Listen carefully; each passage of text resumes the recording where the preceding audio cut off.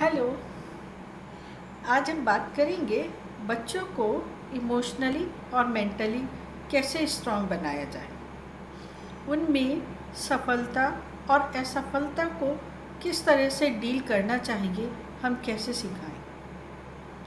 लेकिन उससे पहले पेरेंट्स सेल्फ एनालिसिस करें कि वो अपनी सक्सेस और फेलियर के समय किस तरह से रिएक्ट करते हैं, उनके रिएक्शंस क्या होते हैं। यदि वो फेलियर के समय इरिटेट होते हैं, गुस्सा करते हैं, तो उनको अपने अंदर खुद इम्प्रूवमेंट लाने की ज़रूरत है। हम बच्चों में कैसे इसको डेवलप करें वो देखते हैं। हम बचपन से ही यदि बच्चों में ये एबिलिटी डेवलप करना चाहते हैं तो हमें बच्चों के गेम से स्टार्ट करना होगा, चाहे वो गेम इंडोर हैं या आउटडोर हैं। जब बच्चे गेम खेलते हैं तो आप ऑब्ज़र्व करिए कि वो जीतने पर उनके क्या रिएक्शंस होते हैं और हारने पर क्या रिएक्शन होते हैं। यदि बच्चे हारने पर इरिटेट होते हैं या चीज़ों को इधर उधर फेंकते हैं, गुस्सा करते हैं, तो आपको उनमें इम्प्रूवमेंट लाने की ज़रूरत है। आप उनको सिखाएं कि ये गेम्स के पार्ट हैं और इसमें हार जीत होती ही है। आप उनको पेशेंसली समझाएं कि ये गेम्स में ऐसा होता है।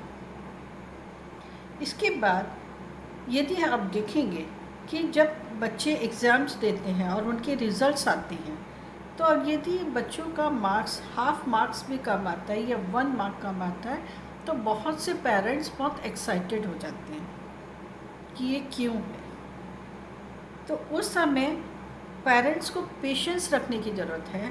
उनको ये एनालिसिस करने की ज़रूरत है कि बच्चों ने कहाँ मिस्टेक किया है, उसको इम्प्रूव करने की ज़रूरत है। वो चीज़ आप बच्चों में सिखाएं, बच्चों में लेकर के आएँ कि जब वो कुछ उनको फेलियर मिलता है या वो हार जाते हैं, तो वो एनालिसिस करें कि कहाँ उनकी गलती थी, कहाँ उन्होंने मिस्टेक की, और उसको आगे इम्प्रूवमेंट करने की ज़रूरत है और उसको इम्प्रूव करें।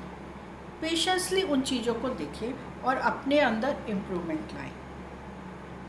इसके लिए पेरेंट्स बच्चों को मेडिटेशन सिखाएं। इसके लिए छोटे बच्चों को ओम चैंटिंग से स्टार्ट कर सकते हैं और उसके लिए उनको खुद करना बहुत ज़रूरी है। बच्चों के साथ में बैठें और उसको मेडिटेशन कैसे करना है वो सिखाएं। तो आप देखेंगे कि बच्चे अंदर से स्ट्रॉन्ग हो रहे हैं, उनमें पेशेंस आ रही है। और साथ ही पेरेंट्स को भी कुछ चीज़ों का ध्यान रखना चाहिए कि अपने बच्चों को लेबल ना करें।